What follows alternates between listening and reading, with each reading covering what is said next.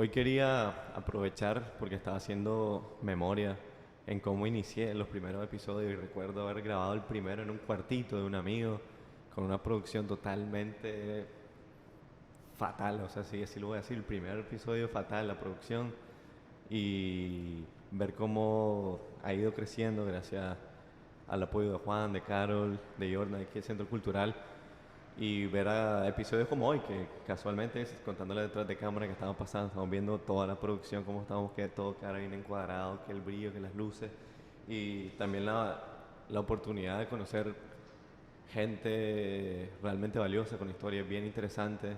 Es como un placer para mí, casi es como, no sé, a veces como que uno no se la cree y dice, ah, la pucha, cómo empecé grabando con dos amigos y después llegué a tener oportunidad de conocer gente que uno dice, ah, esta gente dedicó tiempo de su día, de su sábado, de su almuerzo para venir a platicar conmigo, que se siente uno, pues como que te valoran, que valoran el espacio y que qué bonito todo eso.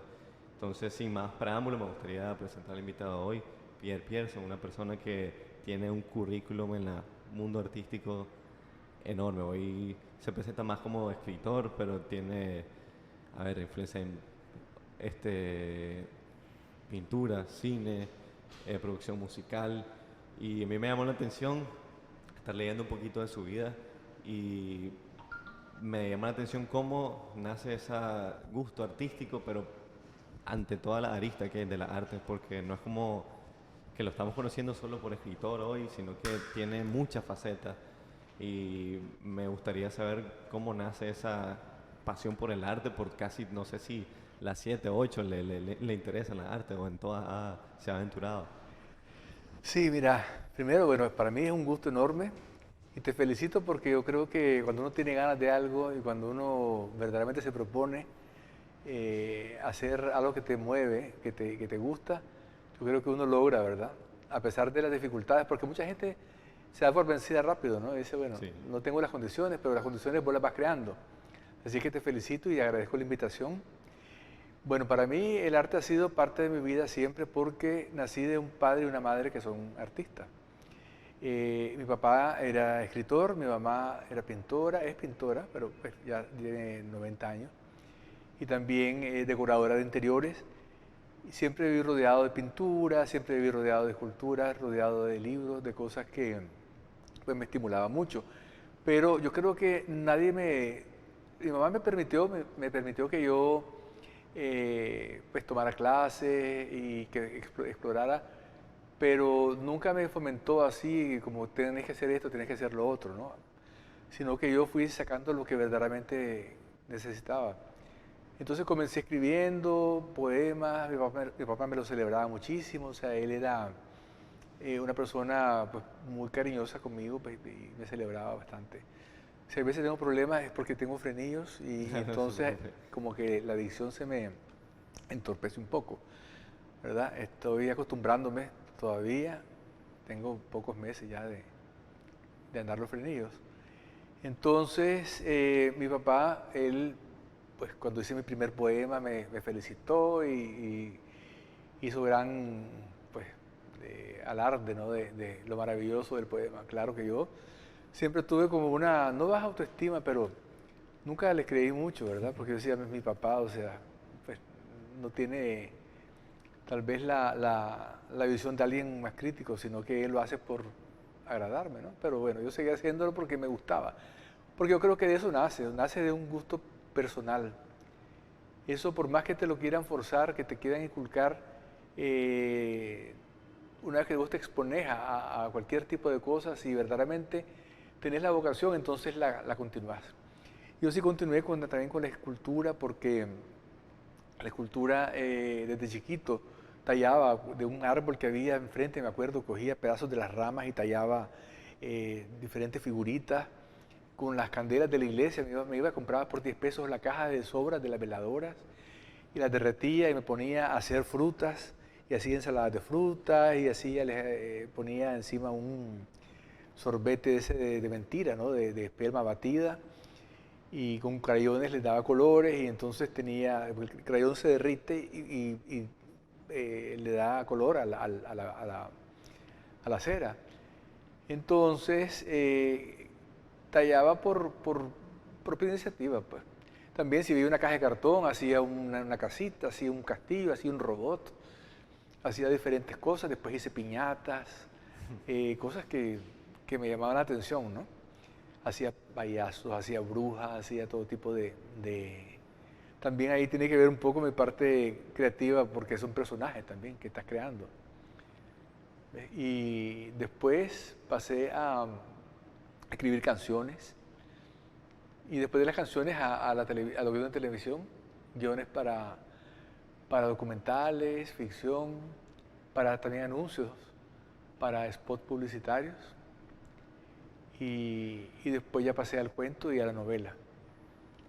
Pero todo me gusta en realidad. Yo creo que no hay nada así que pueda decir que no haya disfrutado. Todo lo disfruté, pero actualmente la escritura me estimula muchísimo.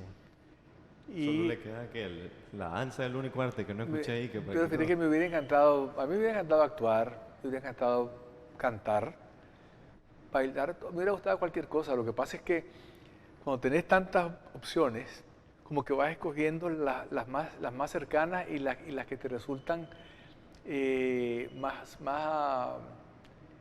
¿cómo te podría decir? Más fáciles. Porque, por ejemplo, mira, el teatro es maravilloso, pero necesitas de un equipo, necesitas de todo un elenco, es un arte colectivo. La escritura es solitaria, entonces eso te permite hacerlo donde vos querrás, cuando vos querrás y como vos querés. Entonces, esa libertad de poder inventar, no depender de alguien, para mí es fabulosa, porque me libera de todas las limitaciones. Las limitaciones son mi propia imaginación, Claro. ¿verdad? Entonces eso me ayuda mucho. Y la pintura también me gustó esa etapa, pero me aburrió un poco porque la literatura tiene la ventaja de que vos estás con los personajes. Los personajes son para vos seres vivos y tienen muchos sentimientos, muchas emociones y pasan muchas cosas interesantes durante el proceso. Entonces, el proceso a la hora de pintar me resultó aburrido porque es algo inerte. O sea, claro, es estimulante, pues, los colores y todo eso, pero cuando tienes la opción también de escribir, es que es un mundo bien amplio. Es como que te metes en un pozo enorme, infinito de miles de infinitas posibilidades, ¿no? Mientras que la pintura estás ligado a hacer eso. Claro, me relaja. Por ejemplo, ahora estoy ilustrando, y ahorita acabo de ilustrar 2 cuentos que todavía no he publicado, pero son cuentos para niños, uno para preescolar, que nunca había hecho un cuento para niños de preescolar, y otro para niños de 5 en adelante. Eso los ilustré usando la técnica digital, pues en computadora.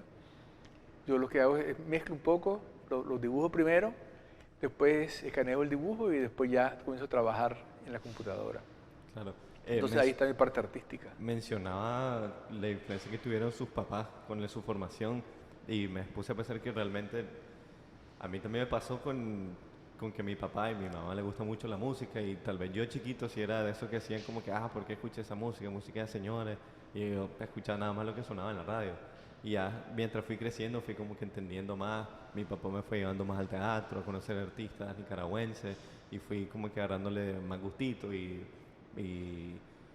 pasión pues por la cultura, por promoverle pues, y hoy estamos en un espacio bastante cultural y sí, realmente siento que esa influencia de nuestros padres, sí es como que cala pues, tal vez me plantaron a mí la semilla muy jovencito y ya fue hasta que tuve ya preadolescente que ya me fueron moviendo pues, vamos a ver tal hora, vamos al teatro, vamos a escuchar a Los Mejía, vamos a escuchar a Juan Solorza, ¿no? Y así fue como fui conociendo y sí me parece bastante importante la influencia que tienen los padres para que vayan como que inculcándole la cultura a sus hijos. Porque uno desde pequeño absorbe todo lo que tenés alrededor. Yo tuve una abuela que era, su abuela era italiana y se casó con un francés.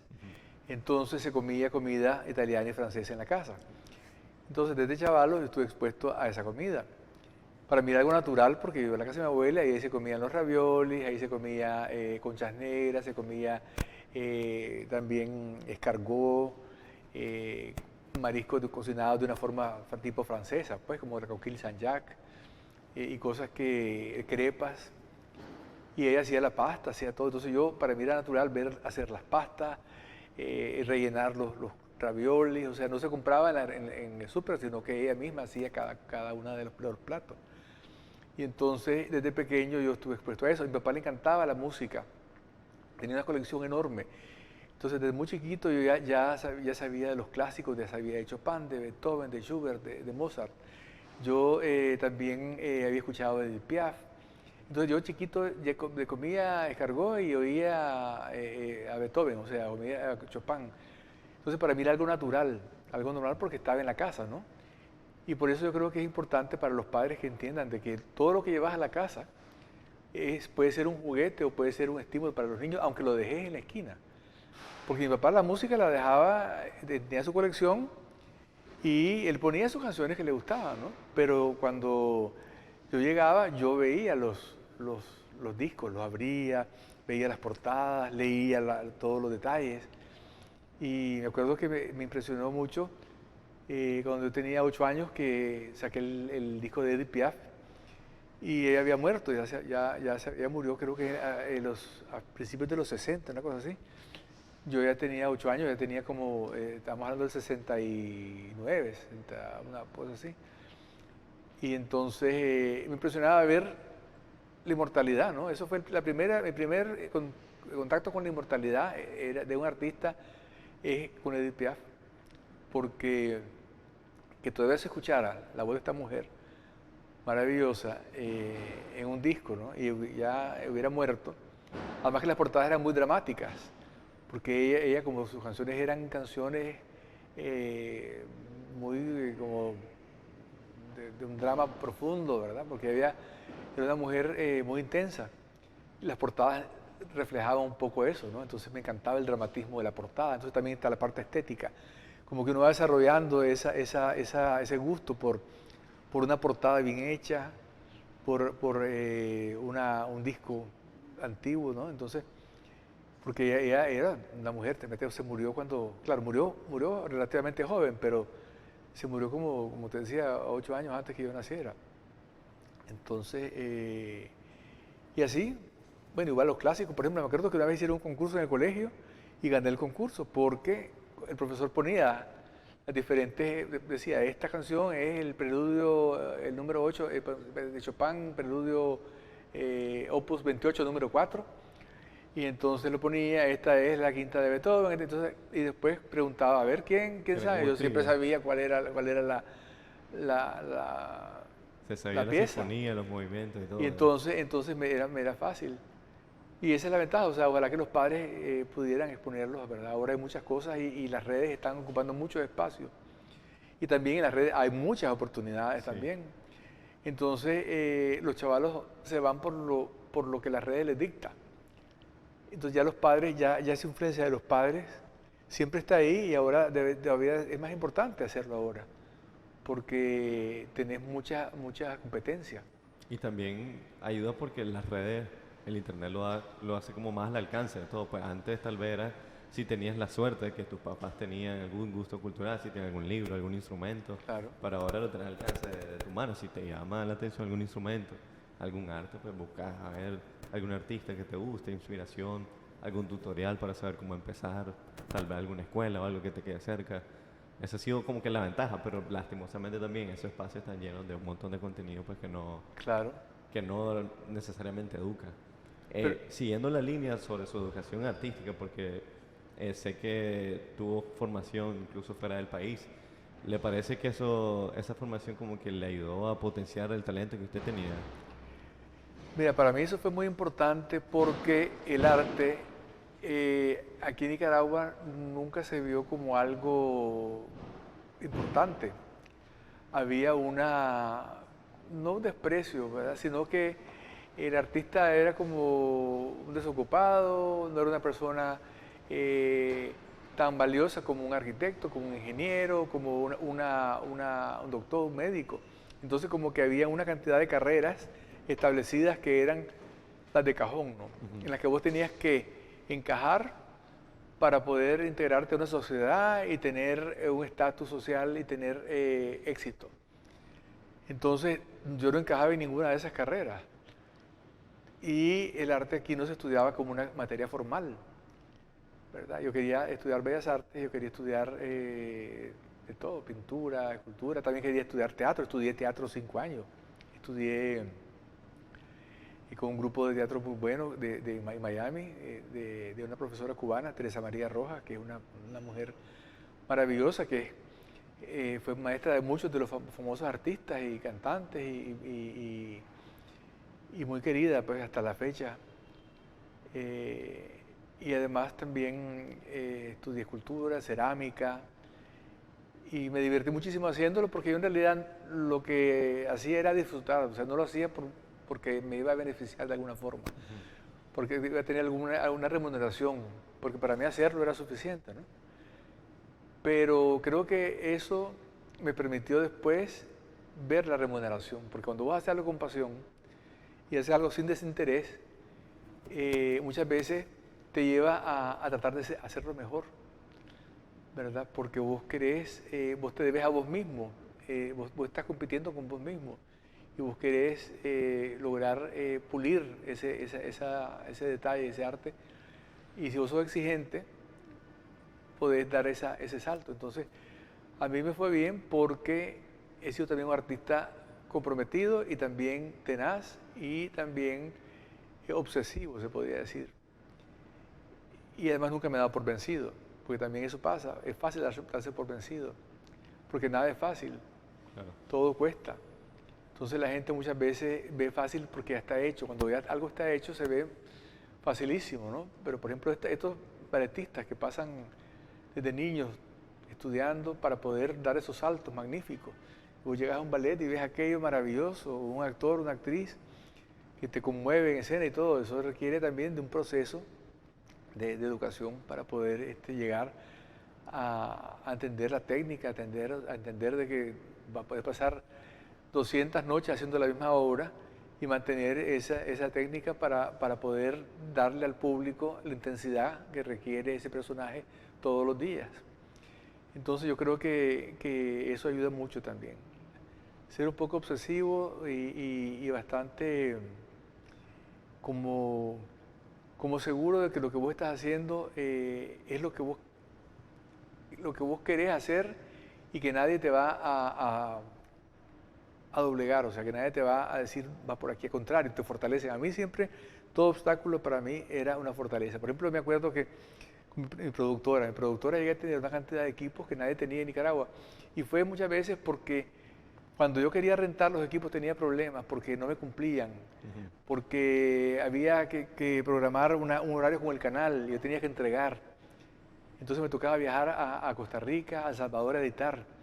Entonces tenía que coger un avión, tenía que ir a editar, regresar un día después, 2 días después con un producto. Entonces era todos esos obstáculos. Entonces de repente eso me llevó a tener mi propia cámara, propio equipo de edición, propio iluminación, todas las cosas, porque no quería tener esos problemas. Las personas que alquilaban se perdieron de alquilar por no dar un buen servicio, ¿verdad? Porque también yo llegaba, yo quería un monitor y llegaba a alquilar un monitor y ya lo había reservado día antes y cuando llegaba no estaba el monitor, porque se lo habían alquilado a alguien más, porque no estaba quien lo tenían guardado en una bodega y no estaba la llave. Entonces yo dije, no, a mí eso no me vuelve a pasar. Entonces uno también, los obstáculos te ayudan a fortalecerte. Y yo soy así, por ejemplo, si algo se me dificulta, pues yo busco la forma de hacerlo. Pues. Aquí tengo problemas para imprimir, pues me voy a China, me voy a Estados Unidos, me voy a otros lados, pero a mí nadie me va a impedir que yo haga el trabajo con la calidad que yo deseo hacerlo. Entonces, también otra cosa importantísima, creo yo, pues son recomendaciones que uno le da también a la gente joven, porque muchas veces la gente quiere los secretos o quiere saber qué es lo que te lleva a tener cierto nivel de éxito. Y yo creo que esa forma de pensar que lo que voy a hacer se puede. Yo si por ejemplo quiero lograr algo, yo desde que cojo el teléfono para hacer una llamada, yo digo esto se va a poder lograr de cualquier forma. Entonces yo trato de todas maneras, ¿verdad?, de hacer la gestión con un positivismo increíble. Entonces en cada cosa que yo hago, la hago con ese mismo positivismo, que es lo que no veo yo en muchas personas. Yo me encuentro, o sea, con la molestia muchas veces de que veo que la gente se queda siempre a medio gas.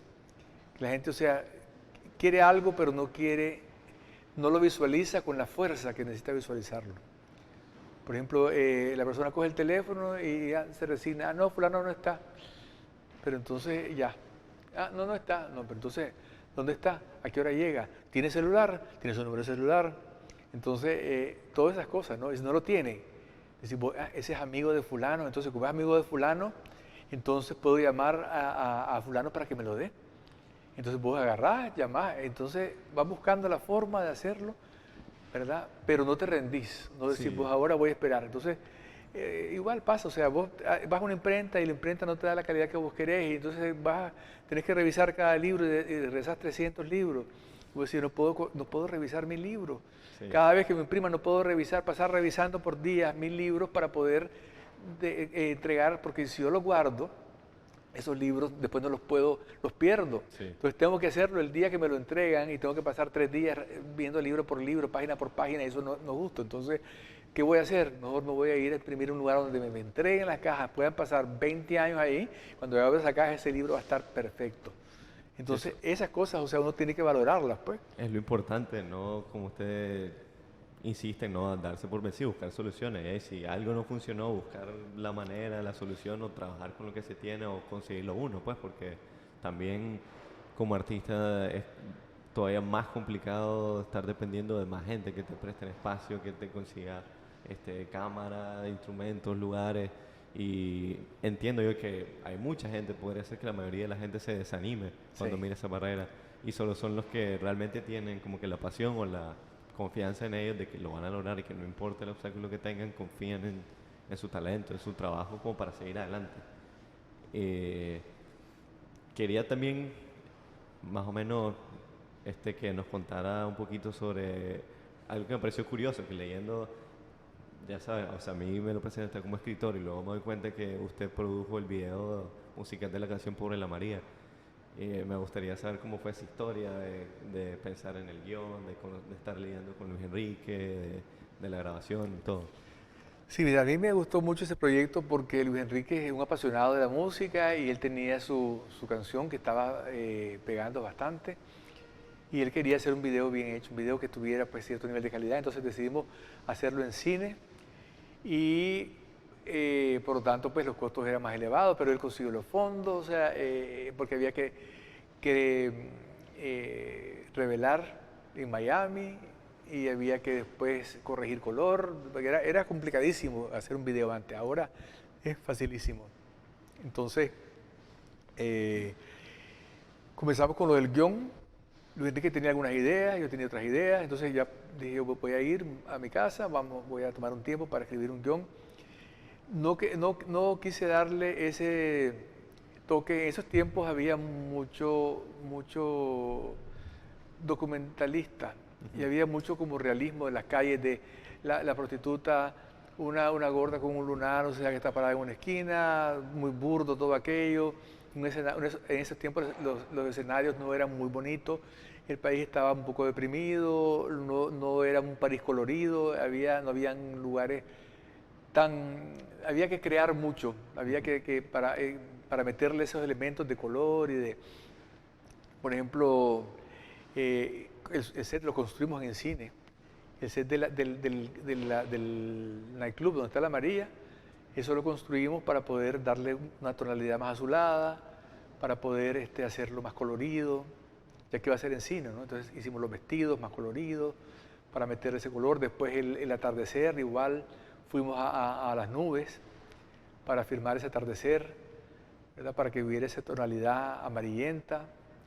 Y en el cine hicimos toda la parte de la filmación de Luis Enrique cantando y del bar de la María. Y así los colores rojos, meter esa tonalidad, porque en ese tiempo no, había yo podría decir un culto a lo burdo. Lo burdo para mí era la palabra que yo utilizaba de forma privada, ¿verdad? Porque vos insultás a la gente, cuando vos decís algo burdo, es algo y es burdo, pues, o sea, es sórdido, pero no lo sórdido bonito, porque vos podés tener una realidad muy sórdida, pero espectacular, ¿verdad? Pero vos también, si sos un documentalista que te vas a ir a las calles a filmar cualquier cosa, entonces te vas a encontrar con una realidad fea, una realidad pero la gente está acostumbrada un poco a esa realidad. Yo quería romper y como la canción tenía un tono como a roconola, a la sonora matancera y todo eso, darle un tinte diferente, un estilo diferente. Entonces vino como a romper un poco todo lo establecido anteriormente, ¿verdad? Entonces eso fue una osadía, pues se podría decir, porque la gente esperaba otra cosa. Esperaba una María fea, una María ordinaria, una gorda, o sea, para una esquina, todo aquel paisaje documentalista y toda la cuestión. Y lo que le dio críticas por fue otra ese cosa. video. Mira, o sea, tomó tiempo que la gente entendiera lo que uno quería decir, ¿verdad? Claro, las personas que tienen más conocimiento sobre eso están claras de ese detalle, ¿no? Pero si vos oís el final de la canción de Luis Enrique, habla de la sonora.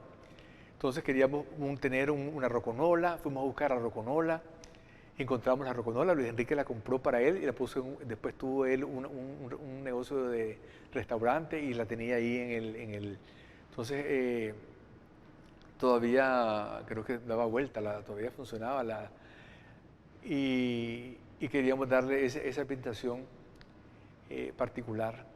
Entonces yo creo que uno no se puede atener a lo que... Yo no trato de hacer lo que a la gente le gusta, sino que lo que yo necesito hacer en el momento porque es lo que me inspira una obra. ¿Sí? Nunca he sido muy complaciente, se podría decir que yo trato de seguir mis propios instintos y eso lo hago también en la escritura igualito. Yo cuando escribo no pienso en complacer a nadie, solamente trato de complacerme a mí mismo. O sea, a la gente le gusta bien y si no, pues también, porque esa es la realidad. O sea, siempre vas a tener un público que te quiere, otro que te ignora, otro que para el cual le es igual y otro que te detesta, por cualquier razón, ¿verdad? Entonces yo creo que uno debe entender eso, ¿no? Que uno no es monedita de oro de nadie, pero si vos no seguís lo que vos sentís, perdés todo tu objetivo. Porque al final, o sea, a quien tenés que complacer es a vos mismo porque al final sos vos el último crítico de tu obra.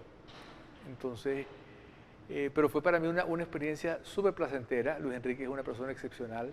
Trabajar con él fue muy agradable. Igual el equipo de cine muy profesional. Humberto Arcia, mi socio y el director de fotografía, que hizo cámara, es un artista de la cámara magnífico. Él hizo la iluminación, él hizo todo lo que es la parte de cámara, usamos grúas, usamos dolly, usamos todo tipo de pues, equipos que habían disponibles y pues fue una experiencia muy placentera, porque también Luis Enrique me dio las libertades de hacer lo que yo quería hacer, bueno. y eso también es importante. Sí. Y el respeto mutuo, yo creo que el respeto mutuo en un trabajo es clave. Pues. Tuvo la oportunidad también de coincidir con bastantes artistas históricos de la música, o sea, los Mejía Godoy, Edu Guardabarranco, Normelena Gadea, incluso Camilo Zapata. ¿Cómo se sintió usted como que convivir, conocer a diferentes artistas que han estado pues en la élite de la historia de Nicaragua y convivir con ellos, trabajar con ellos? ¿Cómo fue esa experiencia con ellos? Pues mira, yo encantado porque me encanta la música y me encanta el cine, ¿verdad? Entonces las dos cosas juntas era increíble y más cuando tenés personas tan especiales como Camilo Zapata, Carlos Mejía, Luis Enrique, Normelena, Katia, Salvador.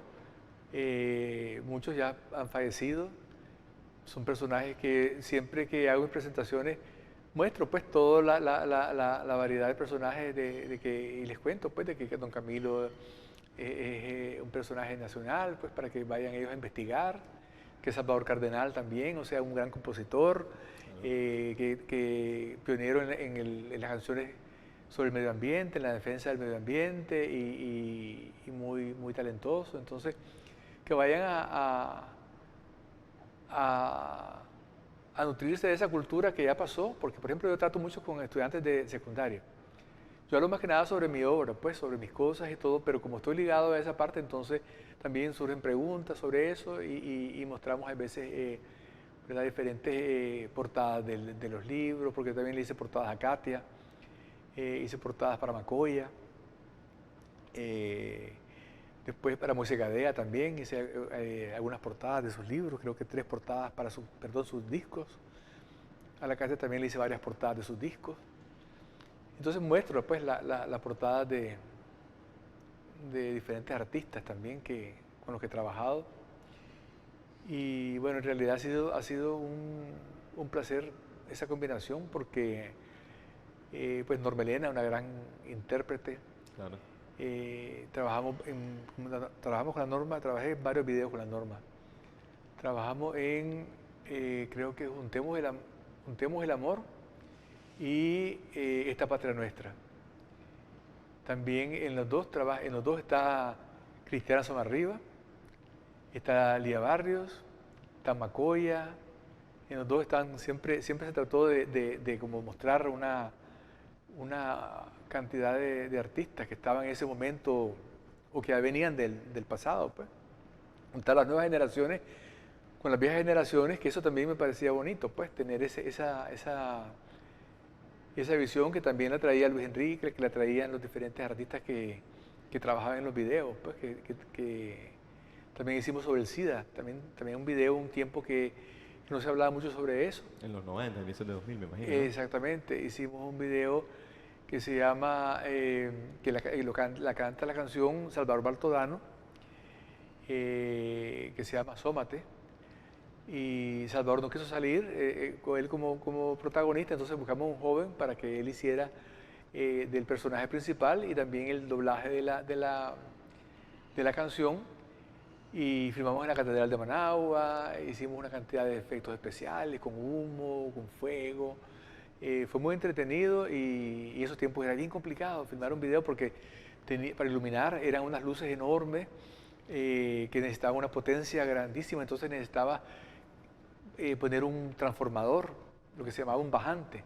Entonces tenías que pagar una fortuna a la compañía de energía para que te pusiera en el poste un bajante para poderte conectar y de ahí conectar todo tu equipo, porque ahí conectabas, o sea, el equipo de audio, conectabas las luces, la máquina de humo, y entonces era súper costoso porque cada día era un cobro y cada cosa que hacías era mover cielo y tierra, pero siempre tuve buenos productores, siempre tuve un equipo excelente, tanto siempre delante o detrás de la cámara, entonces para mí eso fue un enorme placer. Convivir con todos esos artistas no le dio en ningún momento como detenerse y decir, wow, la pucha, que estoy aprendiendo con este montón de gente, me estoy codeando con ellos están trabajando conmigo, confían en mi trabajo. ¿No tuvo un momento así como de realización, de decir, Siempre, wow? siempre yo me sentí muy privilegiado por poder trabajar con esas personas y muy estimulado por eso y en realidad fueron momentos muy especiales porque yo ya los admiraba, yo era admirador de ellos. Entonces, y me encantaba lo que estaban haciendo. Entonces era una experiencia muy fuerte, pues, porque estábamos trabajando juntos en una nueva obra y ellos traían su propio talento y yo aportaba el mío y tratábamos de buscar la química, pues, para poder trabajar con armonía y en realidad, pues, fue lindo. Pues yo creo que eso se debería de continuar, no perder esa magia, porque en Nicaragua hay una cantidad de artistas que todavía existen, que también pueden unirse con los jóvenes, ¿verdad? Porque yo creo que la experiencia de la edad y de los años trabajando en una, ¿cómo se llama? Perdón. En las diferentes facetas, ¿verdad? Te dan un enorme bagaje que puedes compartir con los chavalos. A mí me encanta dar consejos y cosas, aunque no me los pidan, porque no sabes a quién le va a caer. Sí. No sabes, o sea, si ese consejo que vos estás dando, que a unos no les interesa, a otros les puede parecer interesante.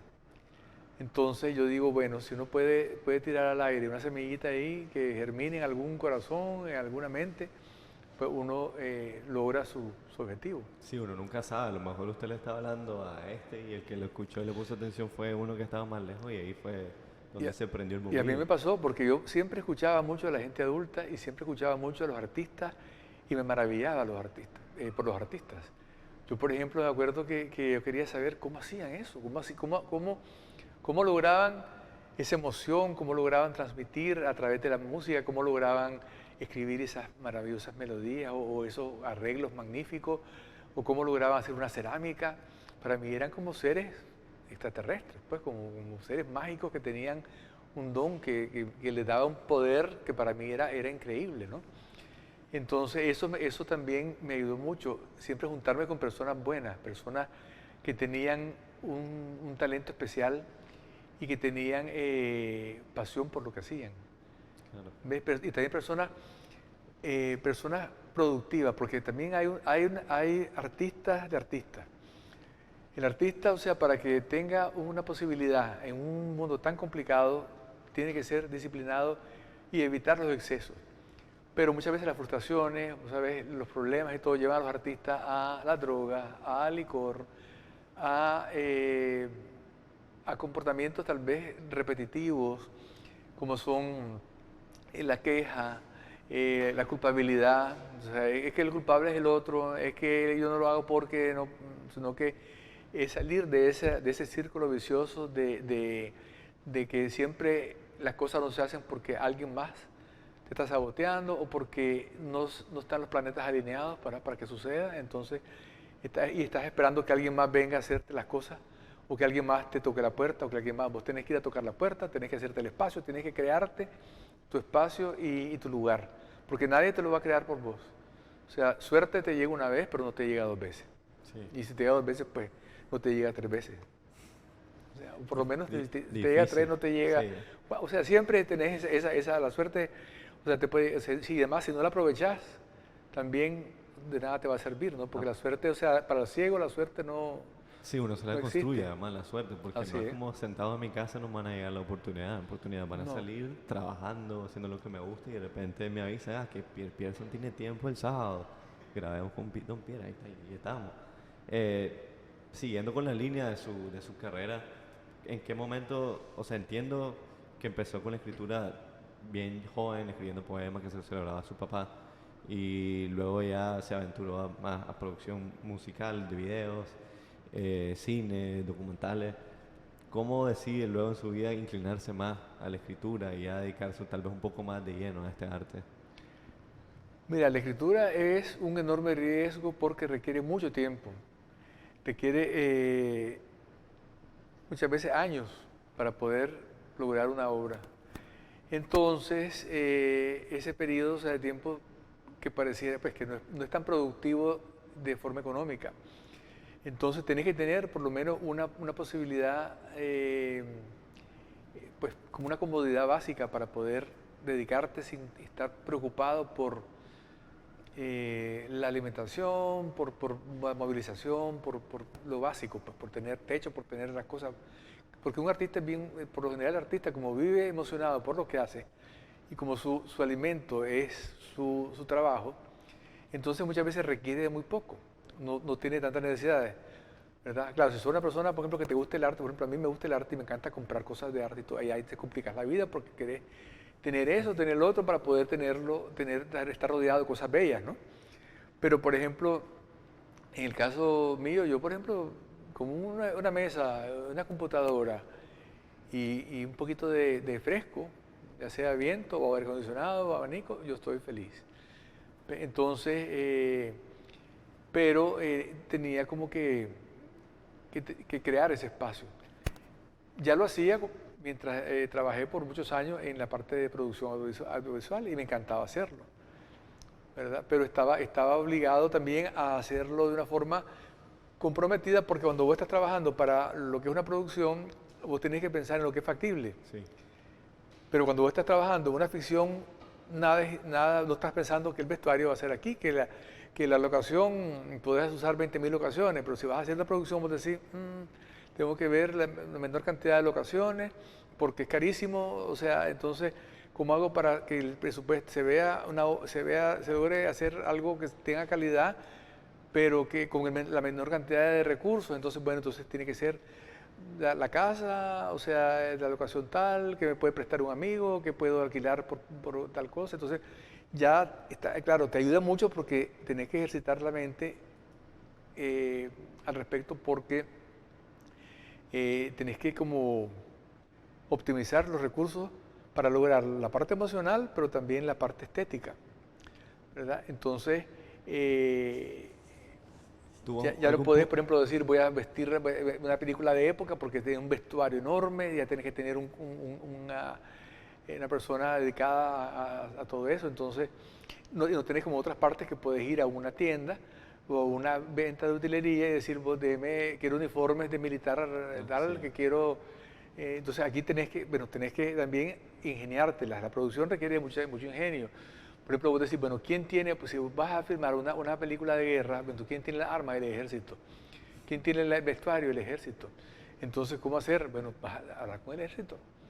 Y vas a decir, vas a ver que el ejército te preste, te mande la persona encargada, vea que las armas estén, o sea, cómo utilizar las armas, que las armas estén descargadas, los uniformes, te vas a gente, también a personas que tienen ese tipo de cosas, entonces tenés que comenzar a buscar, ¿no? Entonces también tiene que ver mucho con pues, cómo conseguís aliados y patrocinadores que no te van a dar dinero, pero te van a dar esa ayuda. Por ejemplo, me tocó filmar un video de San Jacinto y el ejército llevó a sus militares y ellos son los que están montados a caballo, los que están disparando las armas, todos son militares del ejército.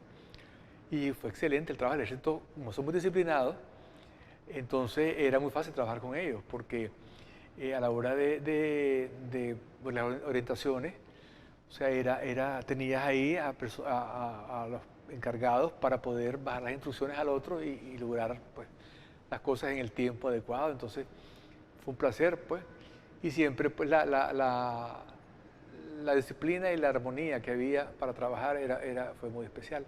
Y así me ha pasado también con los diferentes el que se compromete, ¿no? Y todo, pero ya en la literatura puedes fantasear a niveles pues, impensables, porque ahí no hay nada que te limite. Sí. Ahí no tienes que estar pensando en locaciones, puedes viajar de España a Italia, a Francia, a Nicaragua, puedes describir cualquier cantidad de cosas. Entonces eso te libera mucho y eso me encanta. La libertad total me fascina. También la escogencia de temas. Cuando estás trabajando en producción de cine y video, tenés también una meta. Por ejemplo, si es un video, el video tiene una melodía, está guiado por eso. Eso te estimula y eso te provoca qué es lo que vas a hacer. Pero en la literatura uno hace lo que uno quiere, entonces no hay un encargo de por medio. Por ejemplo, cuando alguien me dice a mí, es que tenés que escribir sobre tal cosa, es como que me inventaste el diablo, como que me hablaste del demonio. O sea, a mí nadie me va a decir lo que yo tengo que escribir porque ya muchas veces tuve que hacer, ¿no? Tuve que comprometerme a escribir un anuncio sobre tal cosa, sobre tal producto, sobre tal, o un video sobre tal asunto, entonces, o una portada sobre tal, no, yo quiero inventar mi portada de mi libro con el nombre que yo le ponga, los personajes que yo le ponga, que yo invento. Entonces eso para mí es clave, ¿no? ¿Cómo varía la inspiración en cuanto a las ganas de escribir, por ejemplo, su primera obra cuando quiere dirigir algún video musical? ¿Cómo siente que varían esas dos inspiraciones para tratar de transformar esa inspiración en un producto que son no tan distantes, pero sí diferentes? Mira, la creatividad, o sea, es una energía que para mí es igual en todo.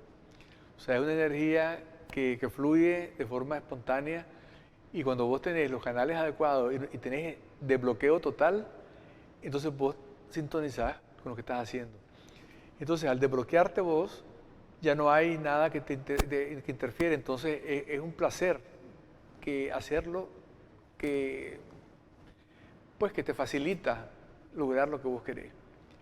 Entonces yo no podría diferenciar. Lo que puedo diferenciar tal vez, o sea, es eso que te hablo de las limitaciones, las condiciones que te pone una. Por ejemplo, cuando trabajas, por ejemplo, con barro, tenés que ver, o sea, la humedad del barro, tenés que ver, o sea, la flexibilidad que tiene, las propiedades del material, tenés que ver que tenés que amasarlo bien porque tiene burbujas, y si tiene burbujas, cuando llega al horno se explota, entonces te matás trabajando una hora y llega al horno y se quiebra toda. Entonces, si vos amasas bien el barro, sabes que ya no tiene burbuja.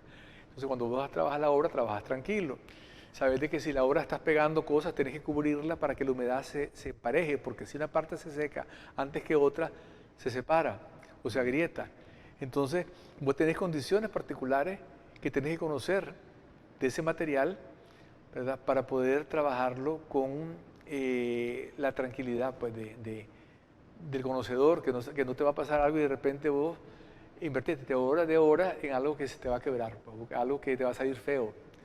Por ejemplo, con los glazes, con lo que son la parte de afuera vos probás primero. Vos ya tenés tus muestras, vos preparás tu glaze. Glaze es la parte, el vidrio de encima Sí. que le pones a la cerámica. Entonces vos preparás tu fórmula y después la aplicás, la metés al horno y ves cómo queda. Cuando ya la vas a usar en tu obra, pues ya sabes cómo queda. Pero si tienes varios, al mezclar uno con el otro y uno encima de otro, te van a dar diferentes tonalidades. Entonces vos tenés que ver cómo eso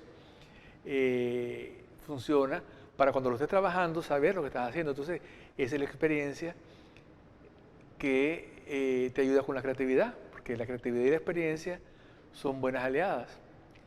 Entonces, por eso yo valoro mucho la experiencia. O sea, yo sí, la teoría es magnífica, puede ser importante, pero la experiencia, o sea, es así. O sea, vos puedes salir después de 5 años de una carrera y te pegás contra 20.000 paredes cuando comenzás con la experiencia.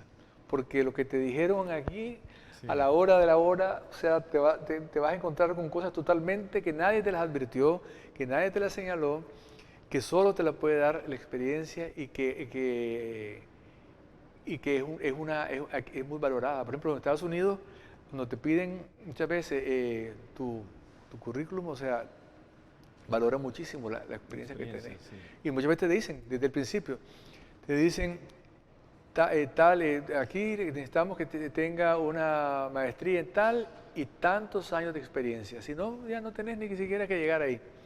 O sea, tenés una licenciatura en tal cosa y experiencia en tal cosa por 5 años. Entonces voy a llegar y si vos cumplís, ya tenés 6 años, tenés el título, ya podés aplicar. Entonces, ¿por qué también invertir en capacitar a alguien es bien costoso? Porque el precio que paga, por ejemplo, si vos estudias una carrera, te conviene que alguien te contrate para cometer todos los errores en el Sí. lugar donde trabajas, para cuando vos te independizás, vos ya tenés una experiencia para evitar todos esos errores.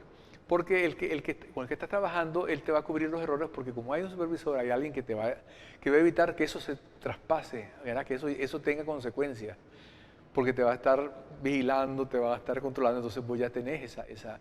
Y comenzar desde abajo también, porque te ayuda a desarrollar toda la destreza y también a ver lo que está haciendo el otro.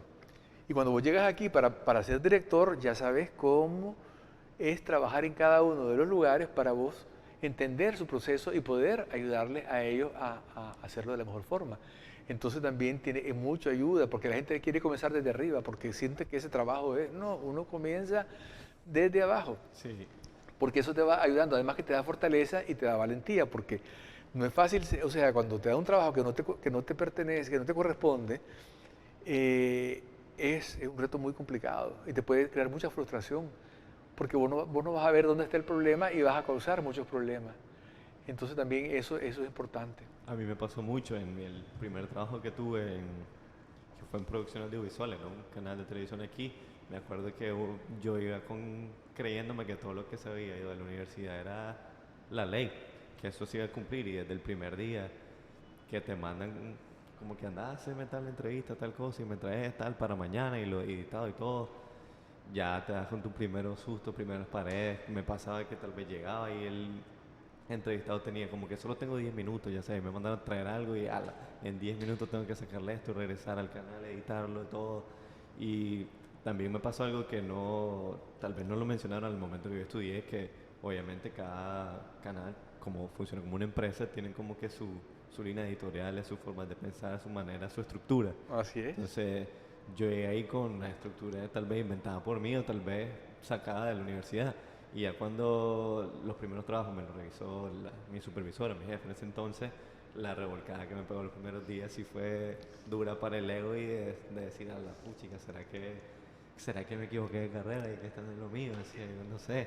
Y frustrante, pero en retrospectiva, ya que tengo pues muchos años ya de haber pasado esa experiencia, como que uno agradece esa, esa experiencia, pues, Claro. de esas revolcadas por esas tablas, pues, porque ya uno se pone enfrente de diferentes personajes, ya sabe lo que puede pasar, ya sabe cómo conseguir lo que quiere en tanto tiempo. Y claro, pues eso sí lo da la experiencia más que la universidad. O sea, pareciera cursi o repetitivo decir que la escuela de la calle es la... Esa es magnífica. O sea, Sí, sí, mira, yo creo que uno debería estudiar su licenciatura y después, o sea, una maestría en relaciones humanas. Porque cuando llega a un lugar, lo más complicado es lidiar con las demás personas.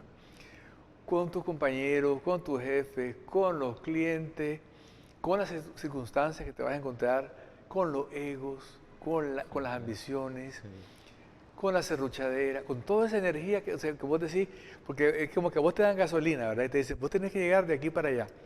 Entonces, de repente vos vas de aquí para allá, pero te encontrás un tranque aquí, tenés que dar la vuelta aquí, tenés que hay un desvío, y vos decís, pues si yo vi en línea recta, yo pensaba que si la carretera yo la conocí, y al final te das cuenta que esa carretera que te señalaron que el mapa de tu colegio, te dijeron, usted llega de este punto a este punto, cuando te tocó, o sea, tuviste que dar la sí, vuelta, tuviste que esperar media hora en este lado y tenías que llegar a tal hora y de repente, o sea, hay un tranque por aquí, hay un tranque por allá y de repente cuando vos llegaste al lugar, de repente hay una gran lluvia y el techo es de zinc y tenés que entrevistar y cómo decís vos, cómo haces si el techo es de zinc y lo que hay es un ruido espantoso y tenés un micrófono que, o sea, que capta todo el sí, cuestión y entonces vos estás, ¿cómo hago? Si esta persona me costó conseguirla. Hay gente que tenés que traer, por ejemplo, que tenés que traer a alguien de la costa en avión porque hacer la entrevista y que vos y la persona está, vos también tenés un programa que hacer. Y entonces, ¿cómo hago yo para hacer? Y entonces, que nadie te sabotee, que nadie, entonces, que me convierto en un tirano, me convierto en una persona amable, trato de llevar las relaciones humanas de una forma, entonces te pone una disyuntiva y unos retos enormes. Entonces, sí, de eso va a depender. Y también saber trabajar con personas difíciles. Yo tomé un curso sí, sobre eso, cómo trabajar con personas difíciles. Y eso te ayuda bastante, pues, porque vos tenés que moralizar a las personas, tenés que estimularlas y no podés jugar los juegos que los demás juegan, porque si vos te metes en el juego del otro, salís perdiendo. Porque si vos te metes en un juego de ego, un juego de ganar, un juego de yo soy mejor que vos, o yo trato de, porque muchas veces pasa una cosa, la gente quiere lucirse a costa tuya o lucirse para poder mostrarte que es mejor que vos, y eso no es así. O sea, vos lo que tienes que hacer es tu trabajo lo mejor posible, ¿verdad? Pero no a costa del otro. claro. Pero Eso, aquí hay una tendencia como de, es una competencia bastante como desleal y es una competencia como, me parece, muy poco productiva para los engranajes empresariales o los engranajes así culturales, porque no puede un ego, no puede una soberbia, no puede una actitud petulante o un cargo, pues, porque si yo tengo poder, mi poder es para lograr un objetivo, mi poder no es para aplastar a todo el mundo. Pero si vos tenés un ego muy grande, entonces vos vas a tener, o sea, es como un rebaño y tenés un garrote para darle a la gente, y eso no es así.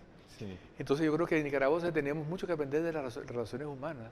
Y es difícil, o sea, me acuerdo yo que, por ejemplo, me pasaba que si me mandaban a hacer algún reportaje, ya cuando me daban más libertades, ya conocí mi trabajo, más confianza en ir a hacer reportajes, ya más extenso, más confiando más en cómo lo visualizaba yo.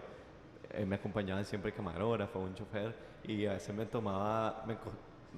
acompañaban camarógrafos que no eran realmente compañeros, sino que tal vez ellos que tenían 25, 30 años haciendo las mismas tomas, ellos como que no, no había esa compatibilidad, porque a veces yo lo tenía, tal vez el guión yo miro una toma bonita y eso, y a él no le gustaba que yo le dijera como que, mira, quiero que me haga esto, lo otro, que le Claro, grabe esto a la persona, porque esto es lo que me interesa. claro. Habían unos que sí les gustaba y le emocionaba la idea de que hiciéramos un producto bonito, algo Claro. diferente, algo más creativo, pero sí habían otros que realmente o me ignoraban o me quedaban viendo como que "¿Y este chaval lo nuevo que me va a Claro. estar diciendo a mí cómo hacer mi trabajo y eso". Mira, por eso es importante, o sea, mira, una cosa tan importante es que cada quien tenga un título y una función.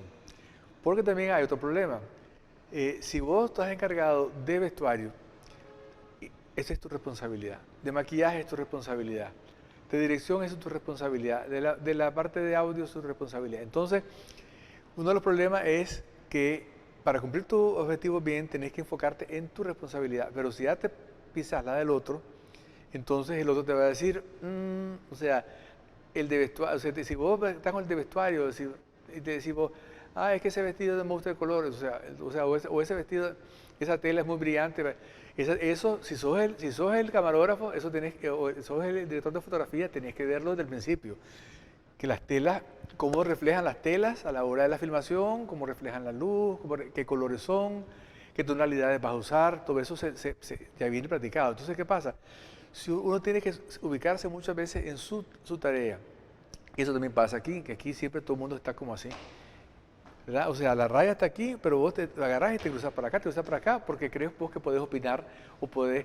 Pero en el trabajo colectivo, uno de los problemas grandes es eso, es de que la gente quiere meterse en el otro. O sea, por ejemplo, lo que pasa, yo te digo que yo que no soy vulgar, ni me gusta usar vulgaridades, llega un momento en que vos te arrechás, o sea, sí, llega alguien ahí, vos estás en el monitor, y llega alguien así, una persona X que se para al lado tuyo y comienza a ver el monitor, y vos estás observando y viendo todo, y te viene a decir, pero es que tal cosa y todo, vos decís, o sea, quíteme este burro de aquí atrás, o sea, o llega el maquillista y se pone a ver, o sea, si va a llegar a ver el maquillaje, cómo se ve, si va a llegar a ver cómo está, si está sudando, si tiene un pelo parado, todo eso está bien. Pero si ya se va a cruzar a la parte de dirección, y ahí es más.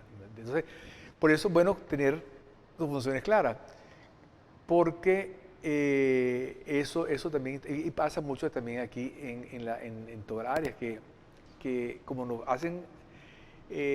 ocupan para todo, esos todólogos que te ocupan para todo, después ya no sabes cuál es tu función. Entonces, por eso, en una empresa, en un trabajo, es bueno tener definidas las funciones, no solamente en la parte de lo que es pues, el trabajo colectivo, como el teatro o el cine, sino que también en los trabajos en las mismas empresas, porque si vos venís y querés meterte en el trabajo del otro, ahí vas a crear un conflicto enorme entre las... Sí, y me imagino que, bueno, hay maneras también de decirlo. Pues aquí yo no, Claro. por ejemplo, con el equipo que trabajo, yo no ando ahí diciendo como, quítame esto, no, esto es horrible, y ellos tampoco Claro. vienen como que, uy, esta pregunta, y hiciste esto, lo otro. Pero Claro. sí hay momentos en que tal vez como sugerencia, como que, mira, te vi Claro. esto, algún retroalimentación sana, Así pues, es, o sea, así es. asertiva. Eso sí, me parece útil estar rodeado de personas que entienden sus roles Claro. y que pueden como que ver al lado, ver en qué cosas pueden recomendarte, así, mira esto, te Claro. recomiendo esto. Pero no de manera como que se lo sea así o a la próxima No. hacerlo así. No, es que vos sugerís, mira, por ejemplo, si vos estás en confianza, mira, por ejemplo, a mí me pasa una cosa. Si yo voy, por ejemplo, a un lugar, o sea, y yo voy algo que se va a hacer, que yo sé cómo se hace, yo muchas veces, dependiendo de la confianza que yo tenga, yo puedo opinar. Si no, por ejemplo, no opino. Por ejemplo, yo trato, por ejemplo, si me llegan a entrevistar, siempre que me llegan a entrevistar a la casa, yo les pido, por favor, de aquí para arriba. Yo, por ejemplo, llego al canal y le digo, ¿dónde está la cámara de ¿cómo se llama?, de general, ¿dónde está el encuadre medio? Toda la cuestión, hasta aquí. Le digo, por favor. Yo, por ejemplo, cuando voy a la silla, yo veo, trato de llegar rápido para poder sentarme del lado que yo creo que tengo mejor perfil, ¿verdad? Porque yo, más o menos, ya sé, como entonces yo, pongámosle, hago eso. Yo no me meto con los yo nada más les pregunto, ¿dónde está y les pido, por favor. Si llegan a la casa también, yo dejo que me dirijan, porque yo digo, yo aquí no soy el director. Aquí viene alguien a dirigir, alguien a entrevistarme que haga todo lo que tiene que hacer. Pero cuando me toca, por ejemplo, ellos como saben de que yo sé de eso, entonces me dicen, claro que sí, entonces ellos también quieren, entonces claro, ya les digo. Las veces que me han desobedecido, me escapo de morir cuando veo el video. Jodido, mira, una vez me acuerdo que le digo al camarógrafo, mira, hasta aquí nomás. Y entonces yo tenía una toallita aquí para secarme ¿cómo se llama? El sudor. Tenía los anteojos, pero yo ya sé que al estar aquí, yo puedo mover la mano hasta aquí, yo puedo tener la toallita aquí y todo. Y la camisa puede estar, pues no tengo que estar, o sea, pensando que tengo que tener para adelante, que tengo que meter la barriga para no verme gordo, todo lo que vos querrás. Entonces, resulta que yo me relajo y todo eso. Y él me dice, ¿y cómo está el encuadre? Sí, está bien, hasta aquí, ¿verdad? Sí, hasta ahí está. Pues lo abre. y voy viendo la toallita, la panza, todo viendo. Yo digo, eso, oído, sí que yo lo mataría si lo tuviera enfrente. Digo, pero ¿cómo no puedo seguir un buen consejo? Que no se da cuenta que me veo fatal, que ese video me da vergüenza, que vergüenza, o sea, me siento avergonzado de que eso, porque no, fíjate que por lo general el que está trabajando siempre trata de lucirte. Si vos sos director de algo, vos tratás de que quien está con vos se luzca. Claro. Que la actriz haga el mejor papel, que la persona se vea bonita. Vos primero una persona cuando la ves la analizás y decís, ¿cuál es su mejor perfil? ¿Cuál es su mejor cualidad?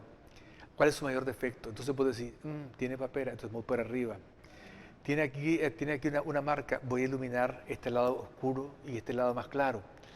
Esta persona, o sea, ¿cuál lado tiene? Por ejemplo, tiene una oreja más grande que la otra, o tiene la oreja así, de frente ni muerto, tengo que irme siempre de lado. Entonces, vos siempre estás buscando la forma de que el otro se luzca, ¿verdad? Entonces, vos los colores, le probás camisa, ¿no? Esta persona se ve mejor porque esta persona es blanca, se ve mejor con tal color, esta persona es morena. Entonces, vos le probás varias camisas y ves cómo se le ve el color de la piel. A la hora de la iluminación, por ejemplo, vos decís, no, esta persona, entonces vos vas buscando. Que si se le para un pelito, vos decís, no, ese pelito, póngaselo, que no se puede, pues córtaselo, pero ese pelito no puede salir. O sea, vos no podés dejar las cosas así al azar, pues. Entonces vos tratás. Entonces cuando alguien, si yo por ejemplo voy donde el camarógrafo le digo, pero no le puedo decir tal vez porque, pongámosle, le señalo, pongámosle en el monitor, porque está la persona enfrente. Él sabe que estoy mencionando que la panza, entonces inmediatamente cerré el plano y le hago. Entonces ya, está claro. Entonces, y hablamos tratamos como de hablar a veces en clave, ¿verdad? Sí, sí, sí. Para tal cosa, ¿verdad? O sea, tenemos como clave para que Claro, ya así sabemos que como... esta persona es limitada a la hora de expresarse, entonces hay que buscar la forma de entrevistarla de una manera en que te responda no con sí, con no, porque sabemos que es una persona de sí, no, sino que como casi darle la respuesta para que pueda responderte lo que vos necesitas, que sabes que te tiene que decir, ¿verdad? Sí, Porque vos sabés que esa persona, si vos vas, o sea, y vos ya sabés que tenés un guión, y vos sabes lo que vas a preguntar, y también sabes la respuesta muchas veces de lo que te va a decir, porque esa persona sabe sobre tal tema, y ese tema yo ya lo he investigado, y sabes pero bueno, está que la persona te lo diga, a su manera, ¿verdad? Pero entonces también tienes que ayudarle para que la persona te pueda dar una respuesta que sea lógica y que la gente pueda entenderla y que a la hora de la edición puedas armar ahí un salpicón que te quede bien, que forraste la parte para que no te salga todos porque todo el mundo habla mal, nadie, o sea, a mí que no me digan que la gente habla bien, todo el mundo, todos cometemos muletillas, cometemos errores, o sea, y hasta la persona, mira, yo he entrevistado a media Nicaragua, a presidente, a diputado, a artista, a personas de la calle, a quien vos querrás. sí, todo. Mira, a la hora de irme a la sala de edición, tengo que hacer magia, o sea, cómo hacer tomas de recursos para poder que la persona te hable fabuloso. Porque vos no vas a decir, que se habla, se habla, o sea, no, esa persona tenés que hacerla quedar como un orador de primera. Entonces, si vos tenés que quitarle 80 pero, ¿verdad? ¿Verdad? ¿Verdad? Porque uno muchas veces dice, ¿verdad? ¿Verdad? Yo le quito todo lo verdad, todo lo... Y la persona te habla con una fluidez perfecta. O sea, vos no puedes hacer quedar mal. Y a mí me han pasado cosas horribles. Por ejemplo, una vez, en un programa de televisión, que tenía confianza con la gente, pues que era gente conocida, que había ido montones de veces y todo. Yo muchas veces, si me pongo nervioso o muy tenso, me puedo bloquear. Entonces, las veces que me pasaba, en ese programa, cuando uno está muy relajado, muchas veces puede cometer más errores. La presión Claro. a vos te mantiene, el Sí, miedo te mantiene, pero cuando vos te relajas un poco, ese relajamiento te puede hacer que te equivoques más fácilmente. Y entonces yo cada vez que hacía ese programa siempre me equivocaba, siempre me equivocaba. Y entonces, claro, pero el editor, ¿verdad? Era conocido y era serio, me quitaba, yo le decía, mira, por favor, entonces, me quitaba esa parte y entonces ya el programa salía y lucía bien. Llego una vez al programa y me vuelvo a equivocar y no me corto la parte que me equivoqué. fue feo, feo, feo, feo. Y me quedé, o sea, dije yo, no sé si lo hizo por pericón o lo hizo para que no vuelva a cometer errores en su programa, ¿verdad? Porque ellos editan, ellos quieren que todo quede limpio y no estar salpiconeando después. Y con un programa que graban en la mañana y sacan en la noche, entonces yo dije, bueno, este ya me dio una lección, pues, o sea, pero eso no se hace nunca. Sí. Nunca, vos nunca a un personaje que tenés enfrente, vos lo haces quedar mal. Y vos tenés que estar pendiente del monitor y ver cuándo esa persona se equivocó para quitarle ese momento o esa parte. Y también jugar con la comodidad, porque, o sea, aquí, por ejemplo, hay muchos invitados que tal vez yo los conozco un poquito y sé como que, yo sé que este es medio timidón o se pone muy nervioso en las cámaras, tal vez le trato de hablar con ellos antes, romper el hielo o pedirle como que si te sentís más cómodo que te acompañe algún amigo, tu pareja, algún familiar y que se sienta ahí al lado tuyo para que estés más en confianza, para que mires caras más conocidas, está bien, pues no hay falla, o sea, porque igual...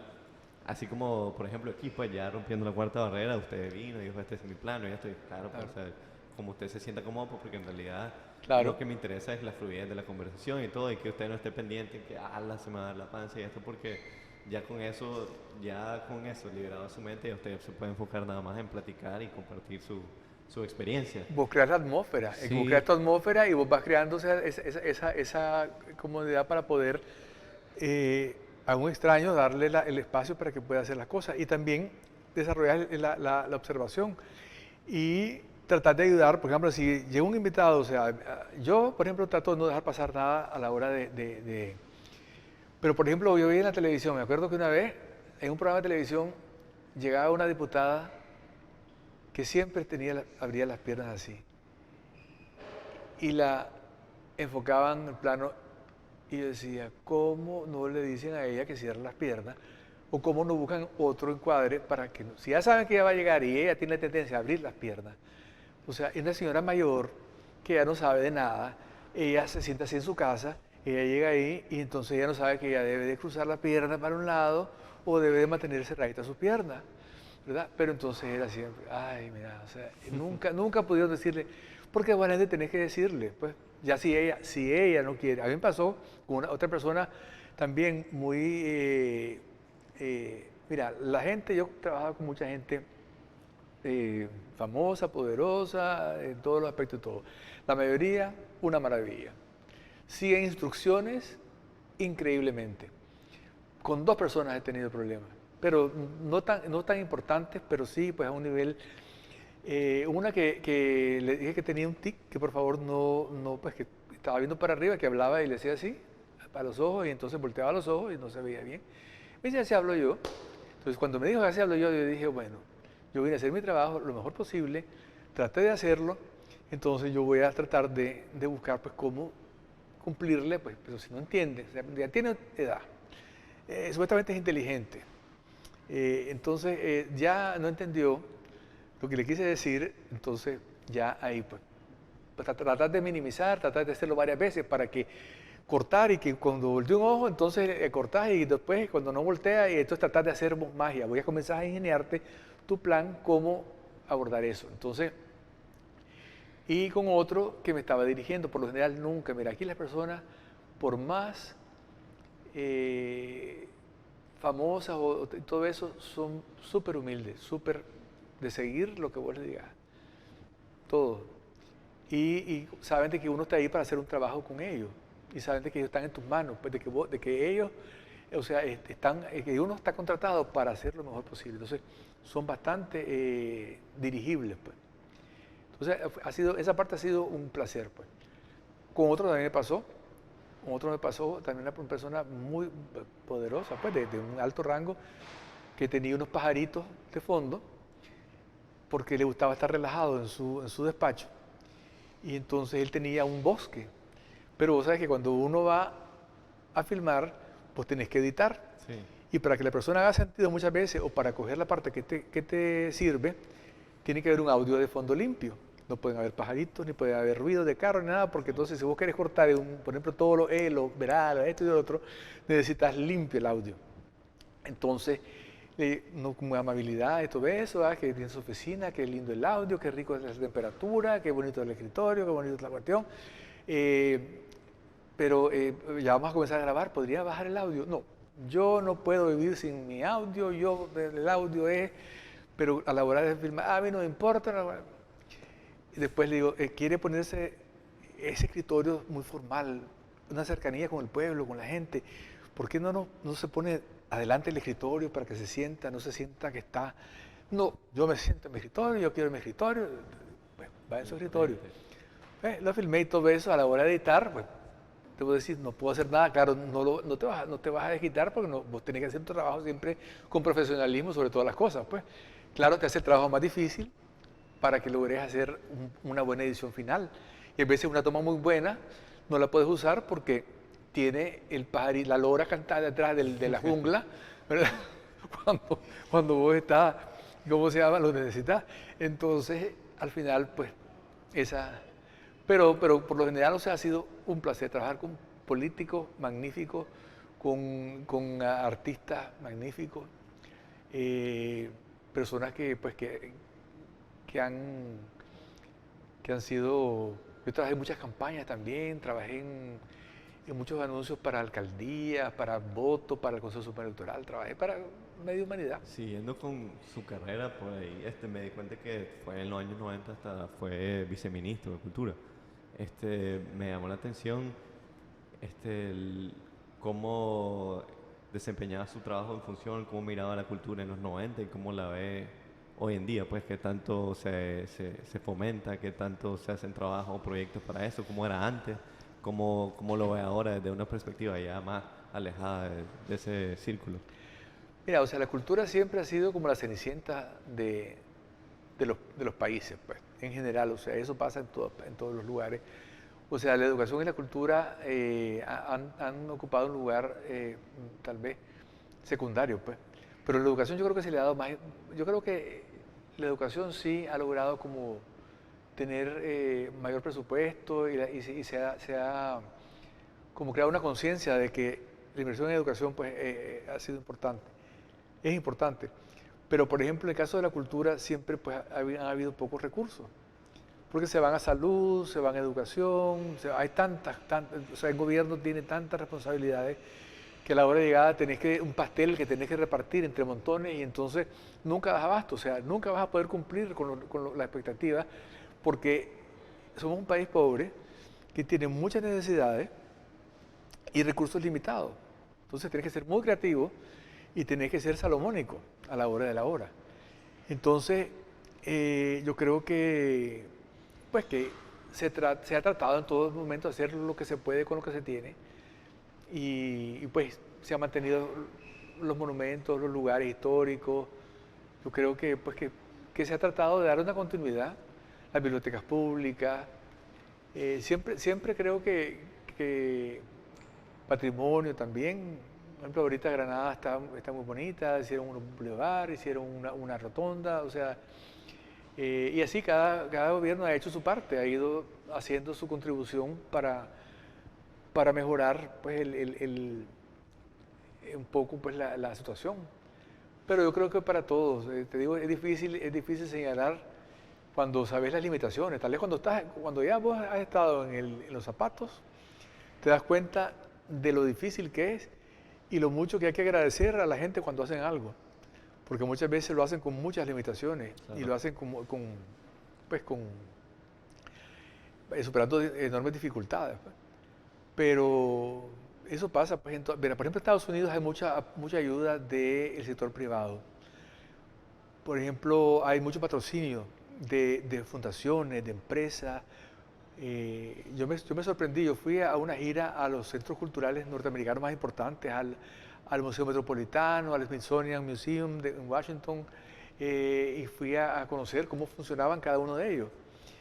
Y fíjate que la mayoría el menor número del presupuesto son las entradas. Uno se queda sorprendido porque uno ve el Museo Metropolitano de Nueva York y uno dice, Dios santo, si eso está que la gente se atropella. Y venden tarjetas y venden réplicas de las esculturas y vos decís, si tiene una tienda que todo el mundo que viene compra y aquí viene gente de todas partes del mundo y todo eso. Pero es el 10% de las entradas O sea, si ellos son 100 millones para poder mantenerlo al año, de esos 100 millones, solamente entre el 6 y pico, 10% es por las entradas. Nada, pues. De ahí vienen las colecciones, vienen de donaciones de personas que tienen los cuadros famosos de Picasso, que tienen los cuadros o que se han muerto y que han heredado al museo. Están también guardando muchas obras que son famosas y las tienen ahí también porque adquirirlas es carísimo. Claro. Después, el mayor número, viene un número, pongámosle, que da el Estado, pongámosle. Si es de Nueva York, el Estado de Nueva York le da al Museo Metropolitano un porcentaje, pongámosle, le da un 15%. Después, el gobierno federal, que es el de todo Estados Unidos, le da otro porcentaje. Entonces ya, por ejemplo, ya le completa, entonces tiene ya, pongámosle que le dé un 20, ya tiene un 35%. Después vienen todas las fundaciones privadas que le dan platales a ese tipo de cosas. Y después las entradas que son el 6.5, 10%. Entonces ahí te das cuenta que para lograr, ni el gobierno mantiene esos museos, ni las entradas mantienen ese museo, que esa parte de en medio, que son las fundaciones, las personas, estos, ¿cómo se llama? Que son Coleccionistas. los mecenas, los coleccionistas, las personas que donan millones de... Que por eso a veces ves en los museos que se llama, una área se llama como fulano, y que están agradecimientos y todo eso. Y otra cosa, también hay un área del museo que no se ve, que es la parte del mantenimiento y la restauración. Abajo del museo hay otro mundo totalmente y hay cientos de personas trabajando. No solamente en la restauración, también en la administración. Y la restauración, o sea, es carísima. Y después hay otra parte que es la bodega, que es donde está todo el material, porque lo que vos ves en exhibición es el 10% de lo que está en el museo. Porque en el museo, o sea, si vos tenés una exhibición de 20 precolombinas o 20 obras de tal cosa, abajo hay 800. Entonces ellos nada más te están mostrando para hacerlo educativo, de tal periodo a tal periodo, este era así, de tal periodo a tal periodo, entonces vos estás viendo una parte. O escogen irlas rotando para que así poder mostrar tal periodo, tal cosa, o tal colección de tal fulano. Ahora tenemos la colección del Mr. Rockefeller, ahora tenemos, o sea, el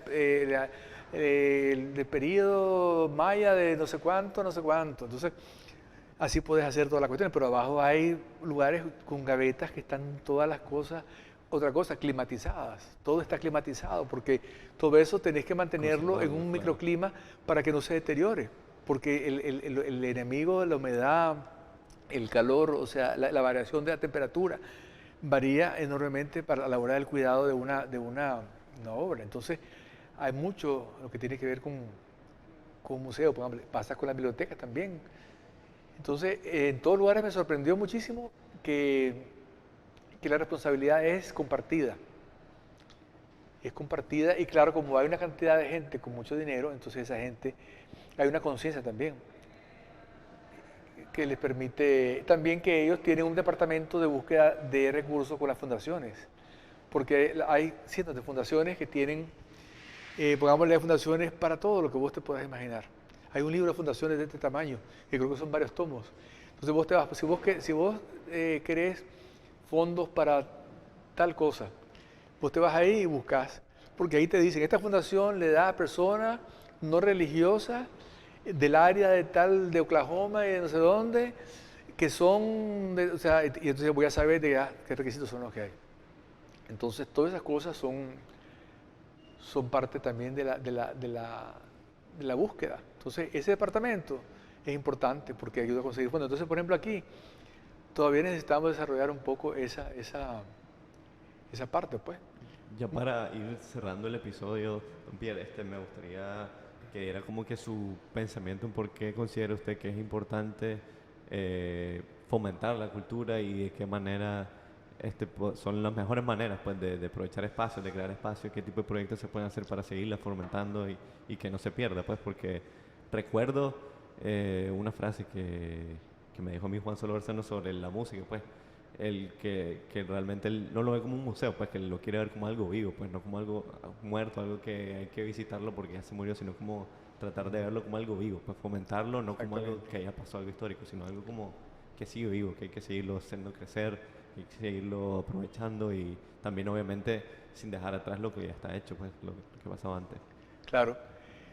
Mira, yo creo que aquí hay muchos retos y yo creo que eso es importante, por ejemplo, ver las universidades, eh, el estudio de las artes, de las humanidades, toda esa parte es importante. Eh, las escuelas de arte, importante, poder tener un título de artista, un título en cualquier área que vos querrás, a un nivel superior, porque si vos te querés ir a estudiar después fuera, necesitas tener ya, por ejemplo, un requisito, pues, pongámosle licenciado en Bellas Artes, licenciado en danza, en esto, el otro, en historia del arte o lo que sea. Pero si aquí no puedes estudiar historia del arte o no puedes estudiar una carrera artística, entonces está limitado. Entonces yo creo que las universidades deberían de abrir esa carrera. Lo que pasa es que muchas universidades se encuentran con el problema de que la demanda está mayor. Pongámosle, la gente quiere más eh, administración de empresas, está en psicología, todo lo que es finanzas, administración, la parte, todo lo que es más rentable, porque la gente no se quiere arriesgar, y más en estos tiempos. Entonces como que se van eliminando todas esas otras cositas y de repente regresamos a la limitación, que tenés que irte fuera para poder estudiar arte.